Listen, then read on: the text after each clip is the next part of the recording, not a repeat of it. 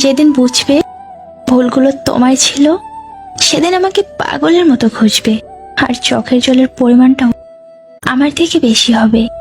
জলের কোনো মূল্য হয় না, মূল্য হয় তেষ্টার। মৃত্যুর কোনো মূল্য নেই, মূল্য তো হয় নিঃশ্বাসের। ভালোবাসার কোনো মূল্য নেই, মূল্য তো হয় বিশ্বাসের। রিসিভ না করা প্রতিটা কল, উত্তর না দেওয়া প্রতিটা মেসেজ, আর এগিয়ে যাওয়া প্রতিটা কথা মনকে জানান দিচ্ছে যে সবশেষে আমি কতটা মূল্যহীন হয়ে গেছি। তুমি ভুল করেও ভুল করনি, তাই আমি অপরাধী। তুমি পথ দেখিয়েও পাশে হাঁটনি, তাই এখন আমি একলা হাঁটি। যদি জানতাম জীবনে সবচেয়ে পূরণ হয় না, তাহলে কখনো তোমাকে চাইতাম না। কারণ আজ তোমাকে পাওয়ার চেষ্টায় নিজেকে কোথায় যেন হারিয়ে ফেলেছি। আজ আমি কাঁদছি, কাল হয়তো তোমাকে অনুতপ্ত হতে হবে, কারণ কাল আমি আর তোমার রইব না। অল্পতেই রাগ করি, তুমি রাগ ভাঙাবে বলে, তাই বলে ভুলে যাবে এটা কখনো ভাবিনি। নিজের অজান্তেই তাকে এতটা ভালোবেসে ফেলেছি, কখন যে তা নিজেও জানি না। ভালোবাসা দিয়ে যাকে বাঁধতে পারোনি, চোখের জল দিয়ে তাকে কখনো বাঁধতে পারবে না। বৃথা চোখের জল ঝরিয়ে লাভ নেই। আমি অভিমান করি তুমি আমার কষ্ট বুঝবে বলে, আমি দূরে থাকি তুমি আমাকে মিস করবে বলে। আজ পৃথিবীতে কোনো এক পাষাণী মানুষের জন্য মনটা খুব কাঁদছে। আপন মানুষকে কিভাবে ভোলা যায়, তা যদি জানতাম।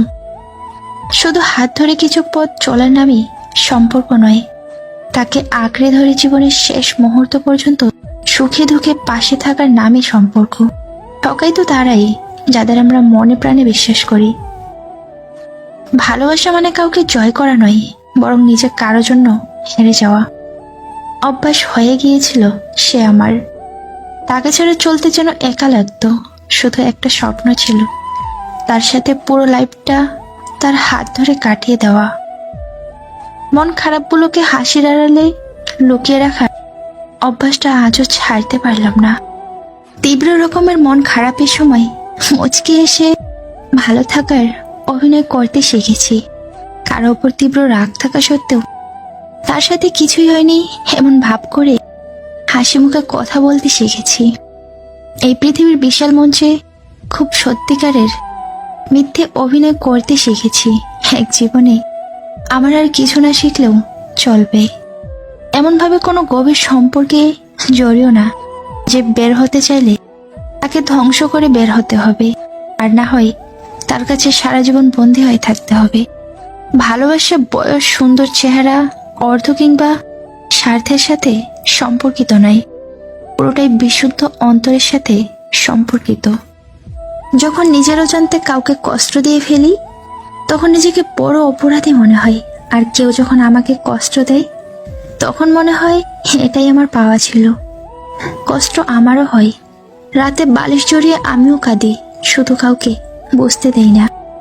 এপার ভাঙে অপার ভাঙে, নদীর কি আসে যায়, যার ভিটা সেই তো কান্দে পয়রা নদীর কিনারায়।